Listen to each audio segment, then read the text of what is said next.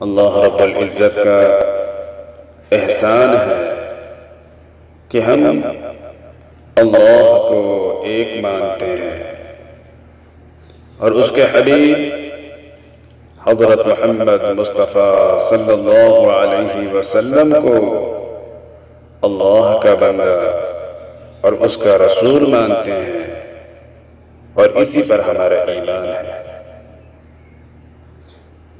اور یہی کلمہ جو اسلام کی بنیاد ہے، جو آدمی اس کلمے کو زبان سے پڑھے اور دل اس کا اس بات کی تصدیق کرے، وہ اللہ کے یہاں مومن ہے، ایمان والا ہے، مسلمان ہے۔ جو آدمی اس کلمے کا انکار کر دے، خدا کی وحدانیت کا انکار کر دے، ہمارے نبی حضرت محمد مصطفیٰ صلی اللہ علیہ وسلم کی رسالت کا انکار کر دے، آپ کی نبوت کا انکار کر دے، وہ مومن نہیں، مسلمان نہیں۔ یا پھر اگر کوئی شخص صرف خدا کو مانے مگر ہمارے نبی حضرت محمد مصطفیٰ صلی اللہ علیہ وسلم کا انکار کر دے، آپ کی رسالت کا انکار کر دے، تو ایسا آدمی بھی مومن نہیں، مسلمان نہیں۔ یا پھر اگر کوئی شخص صرف حضرت محمد مصطفیٰ صلی اللہ علیہ وسلم کو مانے، آپ کے نبی ہونے کو مانے، آپ کے رسول ہونے کو مانے، لیکن اللہ کا انکار کر دے، اس کی وحدانیت کا انکار کر دے، تو ایسا بھی آدمی مومن نہیں، مسلمان نہیں۔ مومن وہ ہے جو اللہ کو ایک مانے اور حضرت محمد مصطفیٰ صلی اللہ علیہ وسلم کو اللہ کا نبی و رسول تسلیم کرے، پھر جو پیغامات، جو تعلیمات آپ لے کر آئے ہیں، اسے سچ اور حق مان کر اس پر عمل پیرا ہو جائے، وہ آدمی مومن ہے، مسلمان ہے، صاحب ایمان ہے، یقین والا ہے۔ کیونکہ ایمان یہ اسلام کی بنیاد ہے۔ اگر ایمان مضبوط ہے تو پھر سارے اعمال مضبوط ہوں گے، اور ایمان اگر کمزور ہے تو پھر ہمارے سارے اعمال کے اندر کمزوری ہوگی، کیونکہ ایمان بنیاد ہے، ایمان فاؤنڈیشن ہے۔ میرے معزز سامعین، اس کی مثال کو سمجھیے، جیسے کہ آپ کوئی مکان بنانا چاہتے ہیں، کوئی عمارت کھڑی کرنا چاہتے ہیں، کوئی بلڈنگ تعمیر کرنا چاہتے ہیں، تو سب سے پہلے آپ اس کا فاؤنڈیشن رکھتے ہیں، اس کی بنیاد بناتے ہیں، کیونکہ یہ مکان، یہ بلڈنگ، یہ عمارت جو بنانے آپ جا رہے ہیں وہ اسی بنیاد پر کھڑی ہوتی ہے، اسی فاؤنڈیشن پر تعمیر ہوتی ہے۔ اگر بنیاد کمزور ہے تو عمارت بھی کمزور بنے گی، اگر بنیاد مضبوط ہے تو عمارت بھی مضبوط بنے گی۔ ایمان میرے دوستو یہ بنیاد ہے اسلام کے تمام اعمال و ارکان کی۔ ایمان کے بغیر کسی عمل کا کوئی ثواب نہیں ہے۔ ایمان میں کھوٹ ہے، ایمان میں نقص ہے، ایمان میں کمزوری ہے، ایمان میں خرابی ہے، ایمان میں کسی قسم کا فالٹ آ گیا ہے تو اعمال کے اندر بھی اتنا ہی نقصان، اتنا ہی خرابی اور کمزوری پیدا ہو جائے گی، کیونکہ اسی ایمان کی بنیاد پر قبر میں فیصلہ ہوگا، اسی ایمان کی بنیاد پر حشر میں فیصلہ ہوگا، اسی ایمان کی بنیاد پر میزان قائم ہوگا، اسی ایمان کی بنیاد پر جنت میں داخلہ ہوگا۔ یہ ایمان اتنا قیمتی سرمایہ ہے، اتنا قیمتی سرمایہ ہے کہ اس کے اندر جتنی ہی ترقی ہوگی اتنے ہی آدمی کے اعمال میں اضافہ ہوگا۔ میرے معزز سامعین، ایک بات سمجھ لیجئے، ایمان بنتا ہے تو اعمال بنتے ہیں، ایمان بگڑتا ہے تو اعمال بگڑتے ہیں۔ لیکن جب آدمی کا ایمان بنتا ہے تو آنکھوں کا دیکھنا شرعی ہو جاتا ہے، جب آدمی کا ایمان بنتا ہے تو ہاتھوں کا عمل کرنا صحیح ہو جاتا ہے، جب آدمی کا ایمان بنتا ہے تو زبان کا بولنا صحیح ہو جاتا ہے، جب آدمی کا ایمان بنتا ہے تو کانوں کا سننا صحیح ہو جاتا ہے۔ ایمان بنتا ہے تو دل اور دماغ بالکل صحیح کام کرتے ہیں۔ جس کا ایمان بنتا ہے اس کی تجارت، اس کا کاروبار صحیح چلتا ہے، جس کا ایمان بنتا ہے اس کی کاشتکاری، اس کی کھیتی باڑی صحیح چلتی ہے، جس کا ایمان بنتا ہے وہ دوستوں کے ساتھ اچھا رہتا ہے، پڑوسیوں کے ساتھ اچھے سلوک کرتا ہے، جس کا ایمان بنتا ہے وہ ماں باپ کے حقوق ادا کرتا ہے، بھائی بہنوں کے حقوق کو ادا کرتا ہے،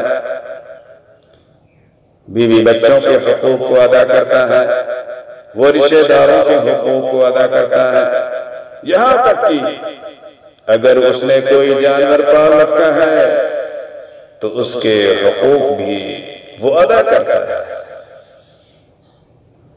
تو میرے دوستو، ایمان اصل ہے، ایمان بنیاد ہے، ایمان فاؤنڈیشن ہے، ایمان سارے اعمال کی جان ہے۔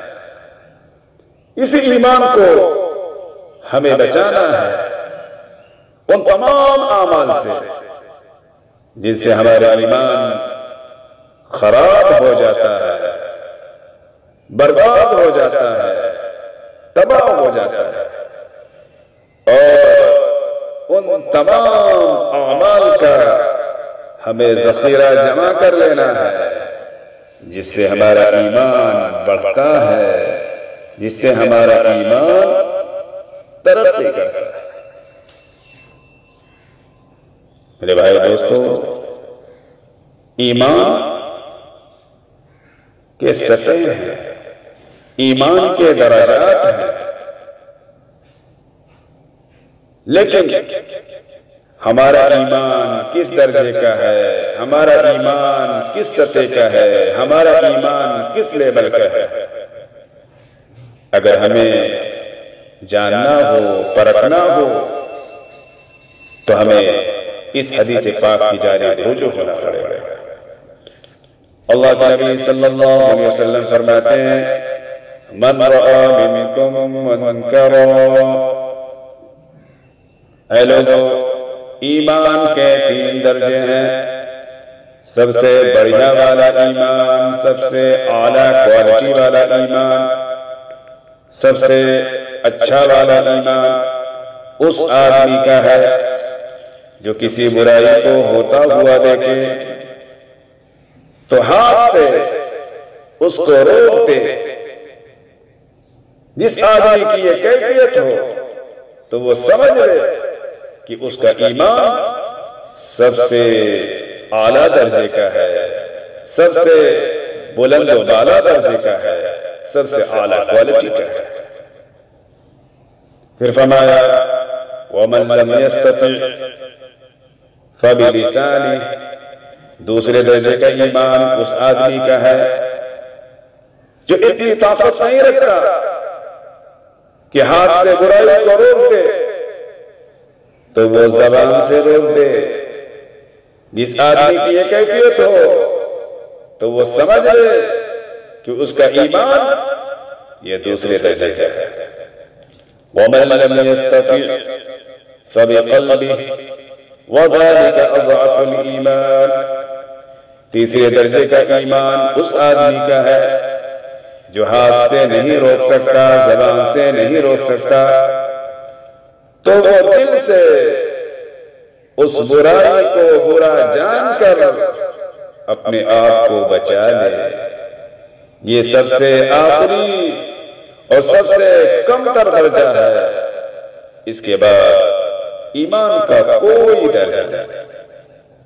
پھر ہم دیکھیں کہ ہم کس درجے پر ہیں۔ بڑی باتیں کر لینا، ڈینگیں ہانک لینا، لمبے چوڑے بیانات کر لینا تو بہت آسان ہے، لیکن حال ہمارا یہ ہے کہ ایمان مجھے روکے ہیں، کھینچے ہیں مجھے کفر، کعبہ میرا چھوٹا، کلیسا میرے آیا۔ ایمان کی حالت تو یہ ہو گئی ہے، اور اتنا حال برا ہے کہ ایمان کی بات سننا، ایمان کی بول سننا، ایمان کی بات بولنا سننا گوارا نہیں۔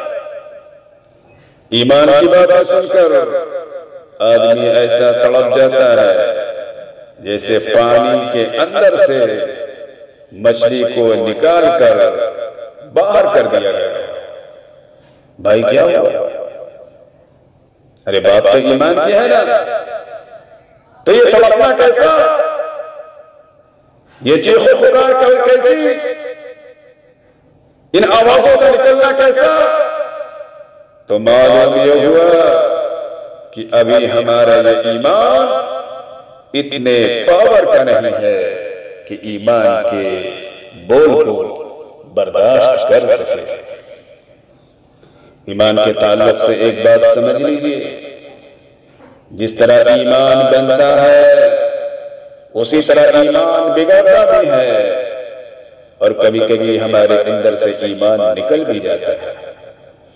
اللہ کے رسول صلی اللہ علیہ وسلم ارشاد فرماتے ہیں، جب آدمی کوئی گناہ کرتا ہے تو دل پر ایک سیاہ داغ پڑ جاتا ہے، جب وہ توبہ کر لیتا ہے تو وہ داغ دھل جاتا ہے۔ اگر وہ توبہ نہیں کرتا، گناہ پر گناہ کیے جاتا ہے، تو اس کا دل بالکل سیاہ ہو جاتا ہے، کالا ہو جاتا ہے۔ اب دل سیاہ ہو چکا ہے، اس کی علامت کیا ہے؟ تو حضور علیہ السلام فرماتے ہیں کہ کوئی بھی نیک بات، کوئی بھی بھلی بات، کوئی بھی اچھی بات اس کے دل پر اثر نہیں کرتی۔ یہ علامت ہے اس بات کی کہ دل سیاہ ہو چکا ہے، کالا ہو چکا ہے۔ حضور علیہ السلام پھر آگے ارشاد فرماتے ہیں کہ ان گناہوں کی نحوست کی وجہ سے اس کا ایمان سلب کر لیا جاتا ہے۔ اب وہ زندگی بھر اپنے آپ کو مومن سمجھتا رہے، زندگی بھر اپنے آپ کو ایمان والا سمجھتا رہے، لیکن ان گناہوں کی کثرت اور ان گناہوں کی نحوست کی وجہ سے ایمان سے محروم ہو کر دنیا سے چلا جاتا ہے۔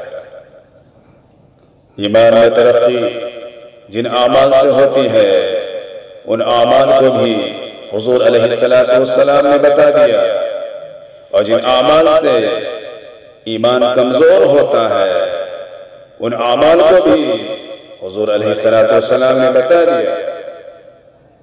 ایمان میں ترقی اللہ کی یاد سے ہوتی ہے، ذکر الہی سے ہوتی ہے۔ ایمان میں ترقی قرآن پاک کی تلاوت سے ہوتی ہے۔ ایمان میں ترقی اللہ سے تعلق جوڑنے سے ہوتی ہے۔ ایمان میں ترقی حضور علیہ السلام کی اتباع کرنے سے ہوتی ہے۔ ایمان میں ترقی اللہ نے جن باتوں کو کرنے کا حکم دیا ہے، جن کاموں کو کرنے کا حکم دیا ہے، ان کو کرنے سے ہوتی ہے۔ اور ایمان میں تنزلی، ایمان میں گراوٹ، ایمان میں خرابی، ایمان میں نقص کب آتی ہے؟ ایمان میں گراوٹ ان اعمال کی وجہ سے آتی ہے جن سے خدا نے روکا، ان سے نہیں روکا، جن سے منع کیا وہ نہیں مانا۔ ایمان میں گراوٹ ان اعمال سے آتی ہے جن سے حضور علیہ السلام نے منع فرمایا، نہیں مانا، تو پھر ایمان میں گراوٹ شروع ہو جاتی ہے۔ پھر اتنی گراوٹ آتی ہے کہ گناہ کو گناہ نہیں سمجھتا، یہ تو چھوٹی بات ہوگی، لیکن اس کی رفتار اتنی تیز ہو جاتی ہے کہ جب وہ گناہ کو گناہ نہیں سمجھتا تو پھر اس سے ایسے اعمال سرزد ہونے لگتے ہیں کہ خدا کے ساتھ وہ شرک بھی کرنا شروع کر دیتا ہے، تو وہ اسے شرک نہیں سمجھتا، شرک نہیں سمجھتا۔ من عرف نفسه فقد عرف ربه، جس نے خود کو پہچان لیا اس نے اللہ کو پہچان لیا، جس نے خود کو نہیں پہچانا وہ اللہ کو پہچان نہیں سکتا۔ دوستو، ہم اپنی آنکھوں پر غور کریں، زبان پر غور کریں، کانوں پر غور کریں، ہاتھوں پیروں پر غور کریں، انگلیوں کے ناخنوں پر غور کریں، سر کے بالوں پر غور کریں۔ اے اللہ، یہ کس چیز سے تو نے بنایا ہے؟ انشاءاللہ ایمان میں ترقی ہوگی، ایمان میں اضافہ ہوگا، ایمان میں بڑھوتری ہوگی، اور پھر اس کے بعد ہمارے جسم کو تھوڑی سی اگر تکلیف پہنچائے تو ہم گھبرا جاتے ہیں، چیخ و پکار شروع کر دیتے ہیں۔ مثلا ہمارے پیر میں ایک کانٹا چبھ جائے، کانٹے کی حیثیت کیا ہے؟ تھوڑی سی نوک اس کی چبھی ہے، لیکن پورا جسم اس کا پریشان ہو جاتا ہے، آنکھیں رونا شروع کر دیتی ہے، زبان چلانا شروع کر دیتے ہیں، اور یہ ہاتھ اسی جگہ پر جاتا ہے جہاں پر کانٹا چبھا ہے۔ اب اگر کوئی یہ کہے رہنے تو دو، اتنے بڑے شریر کو لے کر ایک معمولی سا کانٹا برداشت نہیں کر سکتا ہے، ذرا سی نوک ہے، تو وہ جواب دیتا ہے تجھے کیا خبر مجھے کتنی تکلیف ہو رہی ہے۔ میں یہ کہہ رہا ہے کہ اپنے علاوہ میں کسی غیر کو اپنے اندر آنے دینا پسند نہیں کرتا۔ یہ آنکھ ایک بال کو برداشت نہیں کر سکتی ہے، بار بار آدمی اپنے ہاتھ کو اس بال کے پاس لے جاتا ہے، جب تک اس بال کو آنکھوں سے نکال نہیں لیتا ہے مطمئن نہیں ہوتا ہے۔ انگلی میں بانس کی ایک سلٹ گھس جائے، اس کی تکلیف اتنی ہوتی ہے کہ جب تک اس سلٹ کو اس انگلی سے نکال نہ لیا جائے مطمئن نہیں ہوتا ہے۔ آپ کے دانتوں کا بھی تو یہی حال ہے، یہ دانت سپاری کا ایک ٹکڑا برداشت نہیں کر پاتے، پان کی پتی برداشت نہیں کر سکتے۔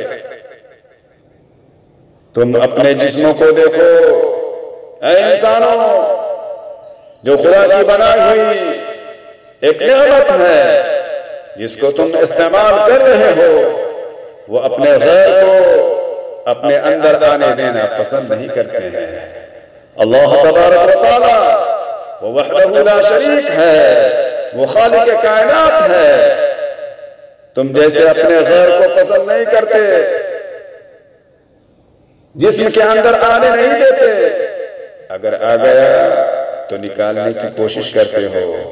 اللہ تبارک و تعالی بھی اپنی ذات میں، صفات میں کسی کی شرکت یا کسی کو شریک کرنا پسند نہیں کرتے۔ تم مخلوق ہو کر گوارا نہیں کرتے، تم مخلوق ہو کر برداشت نہیں کرتے، وہ خالق ہونے کے بعد اپنے علاوہ کسی کو کیسے برداشت کر سکتا ہے؟ یہ بنیاد ہے اعمال کی کمزوری کی۔